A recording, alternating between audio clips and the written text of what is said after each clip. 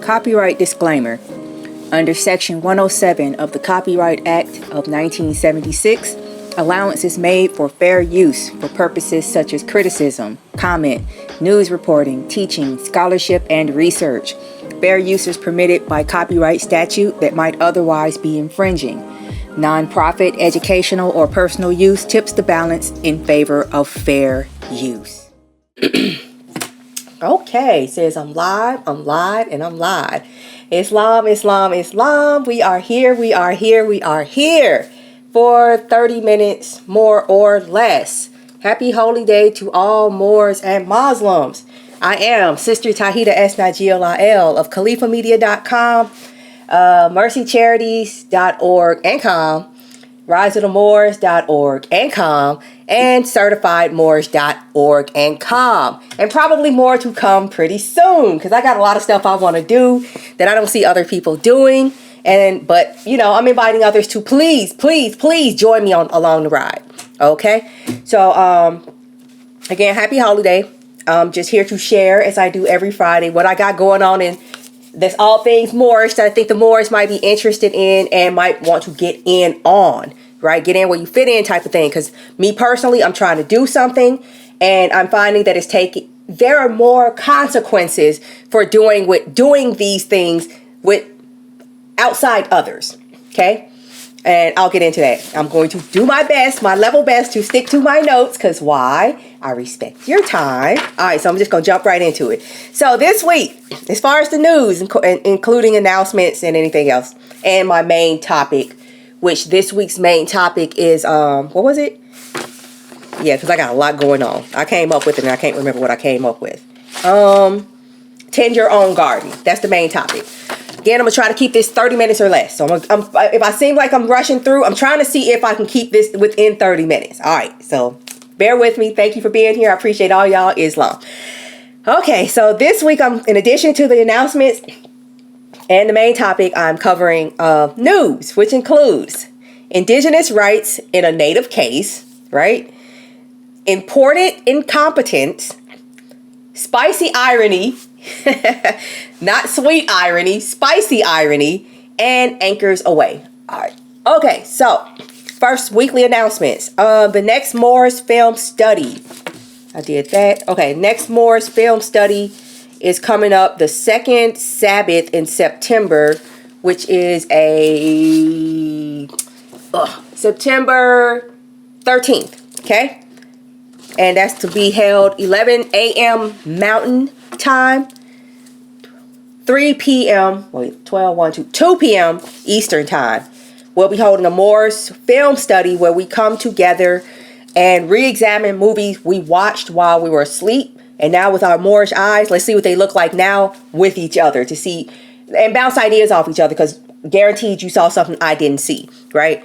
And this film study will be covering Cloud Atlas with Halle Berry, Tom Hanks, and a bunch of other people. It's a crazy movie, because if you've ever seen it, you know why I recommended it. If you haven't, I won't spoil it for you, but I'll just say it involves reincarnation. The movie is nuts. All right. So yeah, Cloud Atlas, and all the details will be on certifiedmoorish.org/temple finder. I believe that's one word. All right. It's all going to be up there. And that's September 13th. So I'm giving you plenty of notice. Next announcement. We have 2 meetups coming up in the works. Georgia, and going back to Georgia, and we're going back to Phoenix, right? So Georgia meetup is this upcoming November.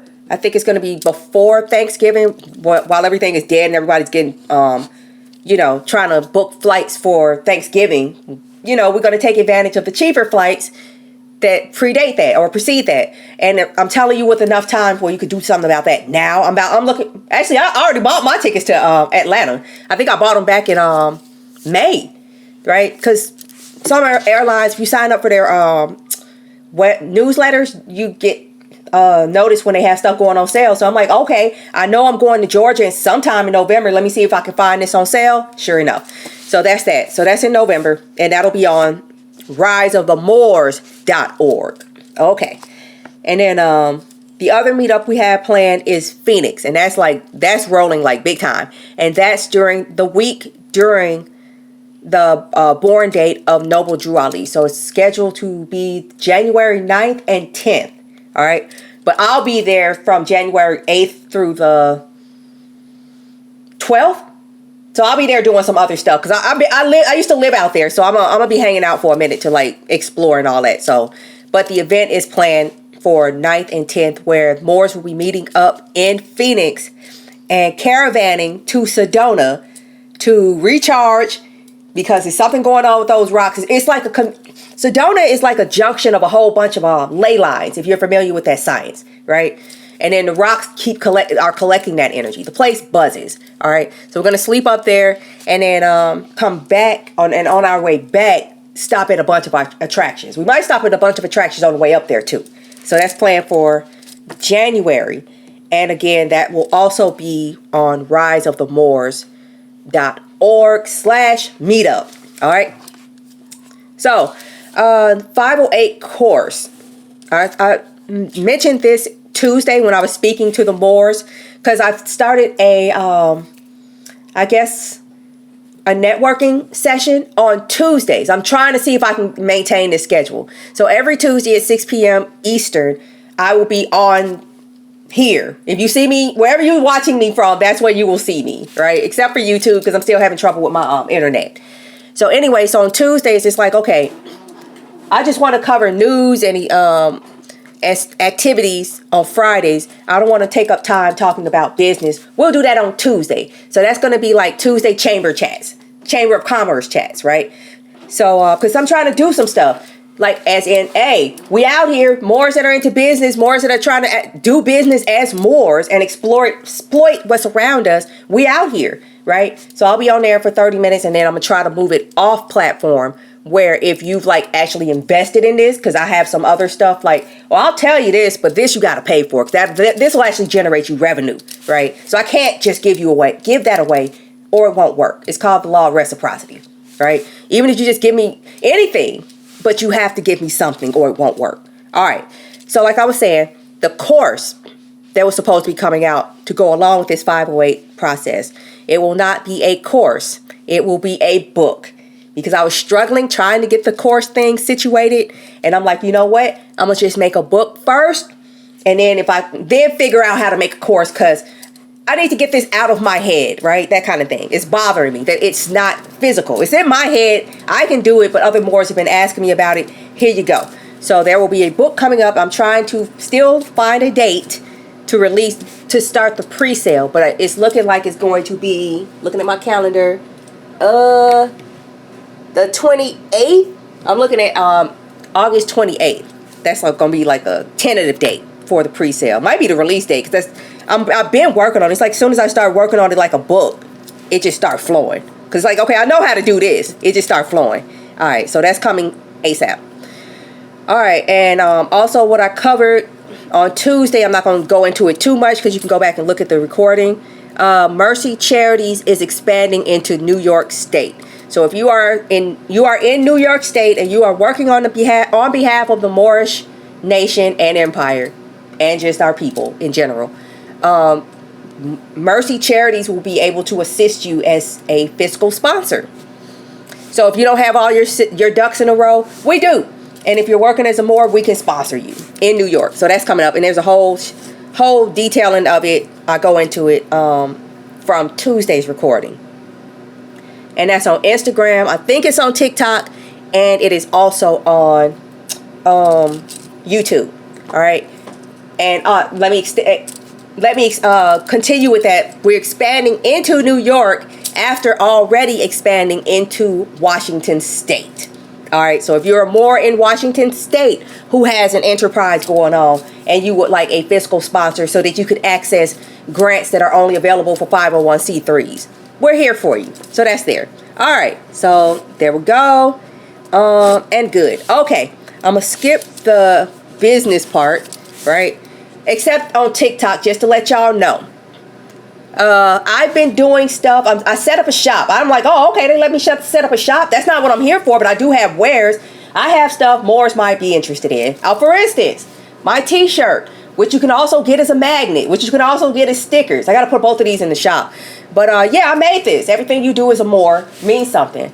So I set up the shop in TikTok, and for the next 6 days, you get a discount if you spend $20. And there's flash sales up in there. So you'll get the flash sale and the discount. So if you want to get some more stuff, like I got medallions, buttons, both steel buttons and fancy enamel buttons, books.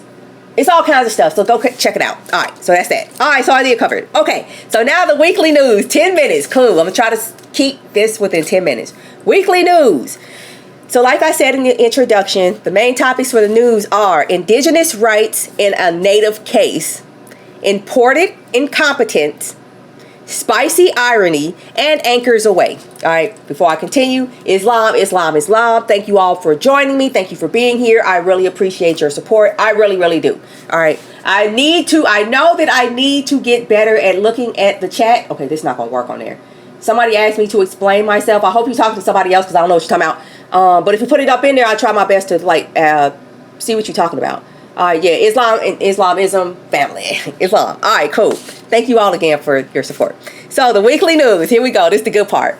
Again, Indigenous rights, native case, imported incompetence, spicy irony versus sweet irony, right? And anchors away. Here we go. Indigenous rights in a native fight. So, Florida's Alligator Alcatraz immigration facility ordered shut. A federal judge ruled that Florida must shut down the Alligator Alcatraz detention site within 60 days and bar new admissions and expansions. The injunction was prompted by environmental groups and please excuse me if I'm mispronouncing this, Miccosukee tribe, who argued that the rapid construction of this Alligator Alcatraz violated the National Environmental Policy Act by lacking proper public consultation and environmental review. The Miccosukee tribe pursued the environmental route because it provided a well-established enforceable legal framework, NEPA, I guess that's the National Environmental Policy Act, to halt the facility's construction and address immediate concrete harms to their lands.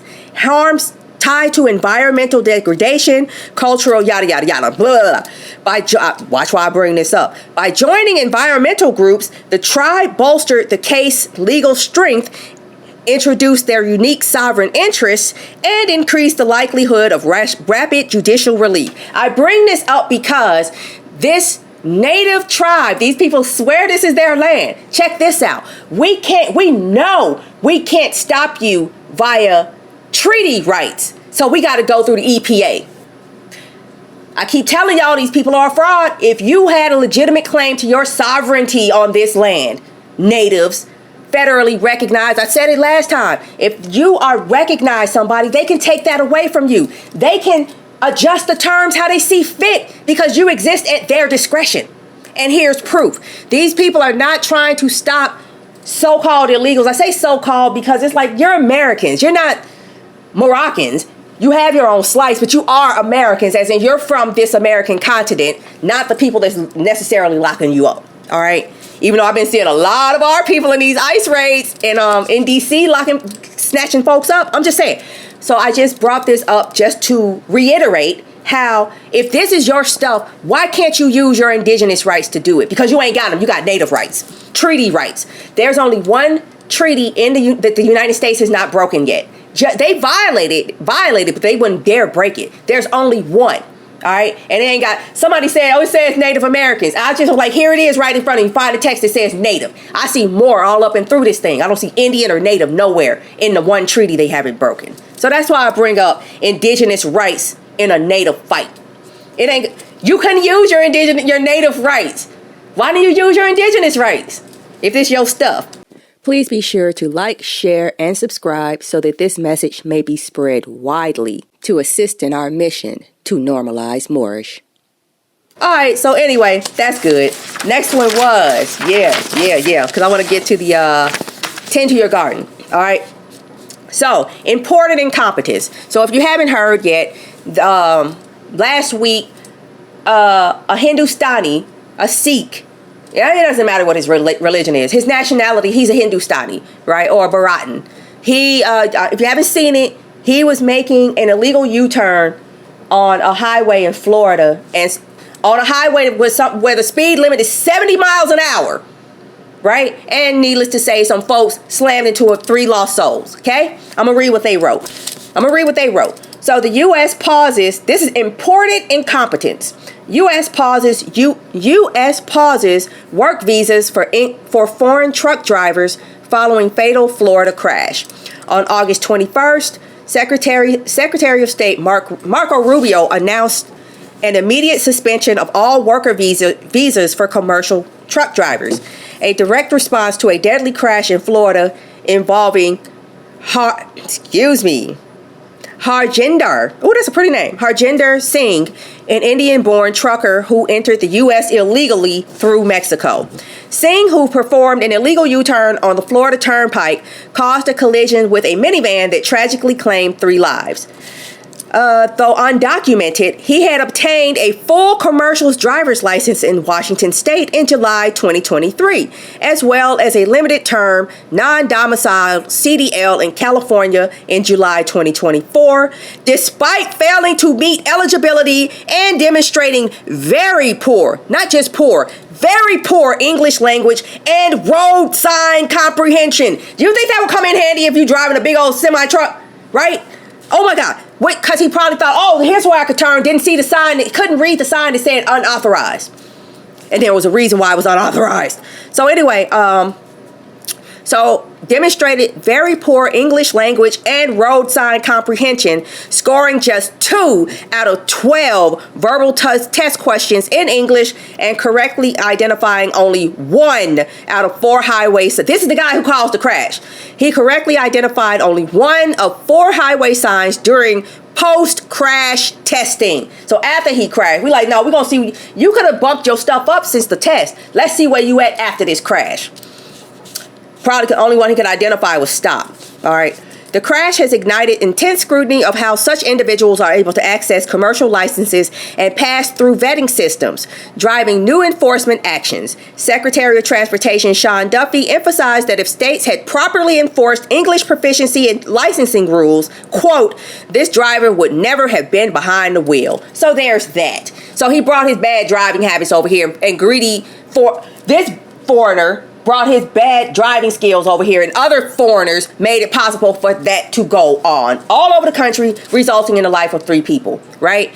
And but good news, no more. They about to crack down on these foreigners because it's been big time with Mexico taking advantage of this stuff, right? And so I think if you interested or looking for something to do, there's about to be a whole bunch of openings in the trucking industry. Because who wants to deal with this? Do you understand how much trouble Washington is in? How much trouble California is in? How much trouble whoever he was working for is in, right? Who paid the people? Whose freight was he hauling? Who wants to deal with that? So if you're looking for a job, wow. One day every wheel of industry is going to stop. Really? I'm just saying that's there. Next, anchors away. I'm doing good. If I'm going fast, that's because I want to get through this in 30 minutes and I got some stuff I want to share. Anchors away. State Department revoked 6,000 student visas, citing overstays and law breaking. Gratitude to Brother Reggie L. of the Moorish Hall of Learning for sharing this. And if you want, he's hosting temple tonight. Go to his temple. And you can get to the direct link to his Zoom temple by going to certifiedmoorish.org/temple finder. It's right there. You just click the link. No excuses. I'm trying to remove all excuses. All right. So that's there. So this came from the brother that leads that class. All right. Let's see. In immigration discussions, remember this is called Anchors Away. In immigration discussions, anchor or throwing out an anchor can describe a family-based immigration strategy. Here's how it works in that sense. A family will often choose one member, usually the one who has the best chance of being approved because they're young, have needed skills, or have qualifying family relationship. That person immigrates first, establishes lawful permanent residency, a green card, or eventual citizenship. Okay? Once settled, that person, that anchor, can petition to bring over other family members through family-based immigration categories, i.e. spouses, children, parents, and later siblings, okay? This creates a kind of anchor in the U.S. The first immigrant acts as the legal foothold from which the rest of the family can gradually reunite. How about you reunite at your own home, in your homeland? All this home, right? Policymakers describe it as a chain migration pattern, though immigrant families, the invaders themselves, may frame it more positively as family reunification. You call it what you want, right? You took my stuff without asking. You call it borrowing. I call it theft. Who's right? Who's right? Anyway, on August 20th, 2025, the U.S. State Department announced the revocation of 6,000 student visas. 6,000 anchors just got yanked. All right. After uncovering widespread overstays and legal violations among foreign nationals, officials said many students remained in the U.S. beyond their authorized stay or committed employment and criminal offenses while on student status. The cancellations affected both active students and recent graduates in training programs. The move has sent shockwaves through universities and student communities as the U.S. hosts nearly 1 million. The U.S. hosts nearly 1 million international students annually. Critics warn it may disrupt higher education programs and economic contributions, while officials defended it as necessary to uphold the integrity of the visa system. Universities are now working to advise affected students, and foreign governments have voiced concern about the long-term impact on educational exchange. Now, why would foreign governments care if students are getting kicked out, right? Like, boo-hoo, our people got to stay here. Why would you be upset, government of those people? All right. I'm going to skip spicy irony. Did I put it on here? Oh, I should have put it on here. I had it. I think I remember what it said. Why would the governments care if students are getting kicked out of the United States? All right. Because student who gets sent over here, he's the anchor getting thrown out, right? He comes over here, gets a foothold, right? And maybe gets a good job, starts sending remittances back to their home country. I'm going to tell you why the governments are upset about this. So he's sending back remittances. His money is usually worth more than the United States dollar is worth more than his dollar, right? So that's increasing the GDP of his homeland. Now let's multiply that by all of his family members. Now they were coming over there, and now because of this anchor, now he's pulling the boat over here bringing his family over here, and now they sending the remittances back. This is a problem when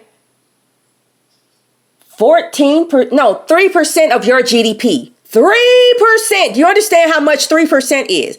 5% is like, whoa, that's like if we lose that, we're gonna fall apart in some sector. 3% is we have 4 legs, now we have 3. Not gonna fall over, but we pretty close. Mexico, I think I looked it up. I gotta look it up. I had it. I should have left it on here. But Mexico, 3% of their GDP is the remittances they get from the United States. Do you understand how much money that is? And so if you cut off these leeches,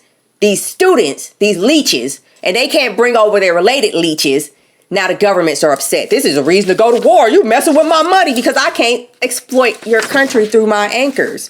Anyway, and I skipped spicy irony, and I'm about to be done. Oh, and I'm going to get into the tend your garden. Oh, this goes into it. This really does go into it, right? Spicy irony.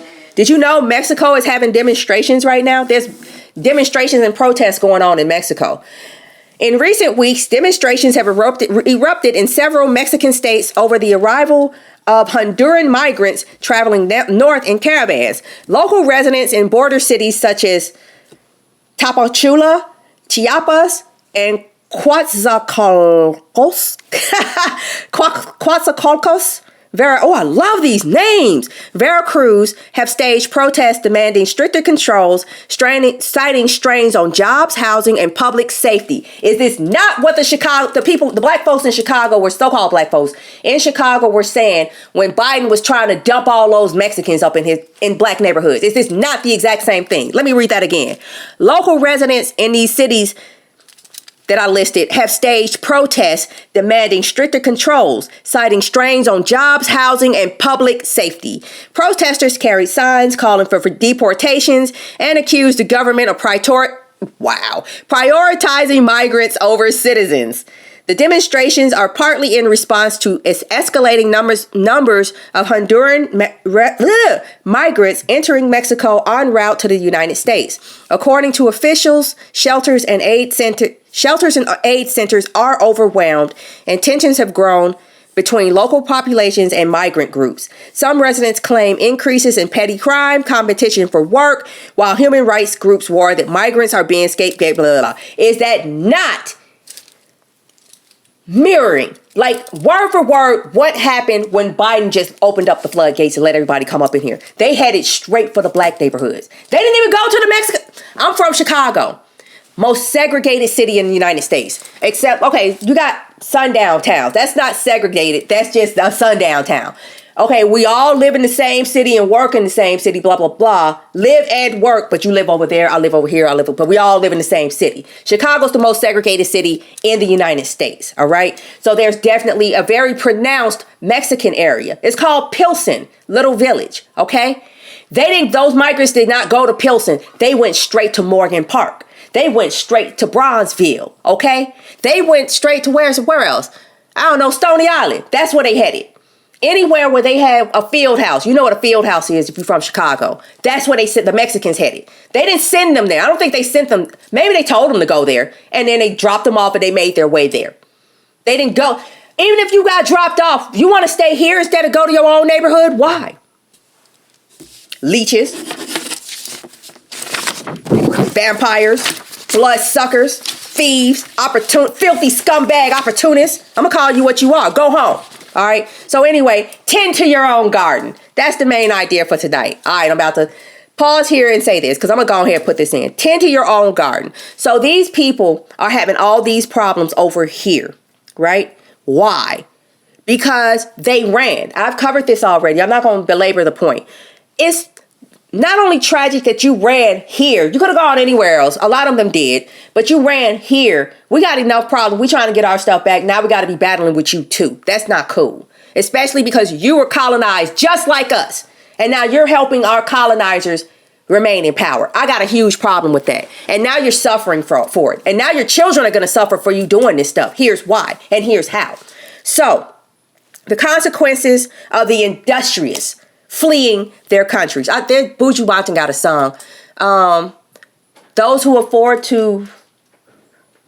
can afford to run will run. But what about those who can't? They got to stay. All right. So, opportunities, a scarce commodity. Yeah, that song. I can't remember the name of the song, but yeah, I know it by heart. Anyway, you left home. You are the industrious. You were the brain. You were smart enough to gather the resources. I'm talking to the foreigners, right? I am talking to the foreigners right now. You were smart enough or clever enough to do whatever you did, or the people around you were do whatever they did. Because we're talking about these truckers. He didn't do that by himself. Those students, they didn't get over here by themselves, right? How did you do that? What resources did you tap into where you use that to get over here? You should have used that to fix your garden, to tend to your garden, instead of coming to my orchard and picking my fruit. That's foul. Especially, you know what we're going through because you had to get rid of the same people who are letting you come over here. That's crazy to me. It really is wild. But you about to get yours. And I'm going to enjoy it. I'm not going to do nothing to you. I love how I get to say, I know who I am. I know what I am. And the fact that I'm a female version of this. Oh my goodness gracious, Lord have mercy, right? I'm not the one you got to worry about. And I'm going to leave it at that. So you're leaving with you were the gem, the diamond, and you left. And what is that resulting in? Your country got worse because you left, right? You're the one, like our people, like, who gonna save us? Who gonna save us? They found the one to save their country and you left. That's messed up. And then wonder why your country, can you please go upstairs? Thank you. And then you wonder why your country is a shithole. Because the people who were supposed to clean up the shit, somebody's got to be the tip of the shovel to take the shit, to make it easier for all the people coming behind them. Hello, that's why some of us don't leave. We don't run. We get active. I'm not going to fight. I'm going to get active. All right. You ran. And now your country's in a worse condition. All right. Oh, here it is. I got it in here. So according to a 2025 analysis, remittances account for about 4.5% of Mexico's total GDP, making them the largest single source of foreign income, surpassing even foreign direct investment, tourism, and manufacturing imports. So the money that your brain trust, the cream of your crop is over here. You don't have really? And then wonder why your country is garbage, right? And these people aren't fixing nothing. They just coming over here, making money, sending you maybe a fourth, a crumb, while they kicking back, relaxing, with no plans to return until they need to go back because healthcare is cheaper where they come from. And now they say stacked up enough where they can afford to pay somebody to take care of them, right? Instead of go back, take that initiative, take that genius, and go fix your garden, right? In a minute, you're not going to have a choice, all right? I said that these Mexicans are working so hard here. It begs the question, why won't you work that hard to make Mexico prosper? I come here, I came for opportunity, and I built something. Why can't you do that same? Great. I'm wondering why you couldn't do that at home, patriot. But now that you've done that, you've elevated your standard of living, right? You refuse to accept anything less. You don't want to make that true for all of your people, or at least most of your people. You're okay with your country being called a shithole by other countries, especially this country. You can't even defend it. Because when you say how great your country is, my first question is, why are you here? Your country is so great, you're not in it. All right. You're an embarrassment to your people. You really are. And you're getting ready to mess it up for your children, right? And I said Mexico is just one example. India has a huge diaspora, but India is an actual for real shithole. It's not literal. Literal means it's written down. Actual means, no, this is the case in reality. It's a shithole. It's a toilet, all right? And I'm not saying this by personal experience because I've never been to India. I'm listening to their native-born sons and daughters who born in India, grew up in India, right? Educated in India, left in their 20s. One guy I look at, he made the mistake of going to Japan. So your first experience outside of Indian hygiene is Japan.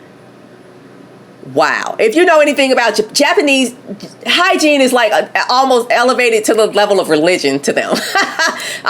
Man, for real. I can't go into it. But anyway, my point being, he came back home and was like, this is messed up. Right? I love that he went back home. And here's what he did. He went back home and started ragging on his people like, you all should be ashamed. He wasn't talking to anybody else. He was talking to his own people. You all should be ashamed of yourselves. Our country is an embarrassment. This place is filthy. I stepped off the plane and thought I got somebody kicked me in the face with a shit covered boot. Right?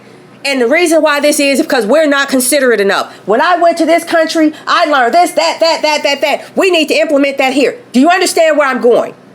So all the standard of living you have grown accustomed to here, take that same expectation back to your own home.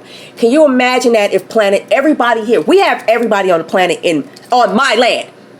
All right. Everybody is here. We are the planetary oasis. Can you imagine if everybody took their expectations to their homeland? The entire earth would turn into heaven. Think about it. I refuse to live in a country where animals walk around free and there's crap in the middle of the street, right? And there's no stop signs like India, which is how that guy ended up making it. I'm guessing. It's like, dude, I understand. Where you come from, that's not standard, like traffic signs and regulations like that. So you did what you felt like, which is why you needed to stay home, right? And figure out why you want to leave and address that issue, okay? For real. Because, again, why aren't these diasporas taking their ill-gotten gains? This is what I wrote, and I'm going to conclude with this. Why aren't the diasporas? Everybody is here. Everybody has invaded our homeland, okay? Why aren't these diasporas taking their ill-gotten gains from their opportunities in America and fixing their homelands? Something to consider, because the day is fast approaching where they and their children will have to leave the Americas. And they're wasting the opportunity to return to an improved homeland because they have convinced themselves that they'll always be safe in mine. So, this is a for you. Your house is full of roaches, termites, and squatters. I'm like, yeah, you know what? You can come stay over here for a couple of months. And I'm going to make sure you got a job, something to do to get you some coin so you can fix up your own homeland. What you about to do? Are you going to get comfortable here? Knowing the day is coming. You know you're not from here. You know the day has to come where you can't be here anymore. There must be balance. Once you weren't here, you were not here. So you must return to the state of not being here eventually. So wouldn't it make sense to take your stolen goods, right? Use that and invest it in your country instead of big old mansions so you can send your family back pictures, right? Or just go ahead and return to the toilet you left behind. All right. And with that, I'm done. Islam. Appreciate y'all. Thank you all for being here. And I will see you all this Tuesday when we cover business. I need to go for a walk. Go take a walk because I'm amped. I hope you all have a great rest of your weekend. Yeah, go to attend a meeting. Go talk to some people, revive yourself by talking to some more because I know this world is crazy. But it's getting easier. I'm finding that it's getting much more cooperative and much more accommodating. I went to the store today and I'm just walking around minding my business. I was not dressed like this. I was just like, I try to go out incognito. Like, what did I have on? I'm going to slap on this crocheted hat, right? And this like faded, jacked up t-shirt and some decent pants. Because I don't want, for whatever reason, y'all just approach me anyway. So I'm going to try to look as incognito as possible. And I'm still just walking around feeling eyes on me. And I look and people bow down. They don't look away. They just bow down. Like, what's going on? Another one. Like, what's going on? I'm just saying, I was not doing anything. I was minding my business. I think I went to go get some like vitamin water and whatchamacallit. And I'm just like, okay. So yeah, pay attention because whether they want to admit it or not, I think the quickening is getting quite quick. It's labor pains, right? And the baby got to come out eventually. And I think it's crowning. So yeah, Moors, take your places. Islam, peace and love. And I'll check y'all out next time. So bye-bye, y'all. Thank you again. I really appreciate y'all for being here. I really, really do. Peace, y'all. Next time. In now. Peace.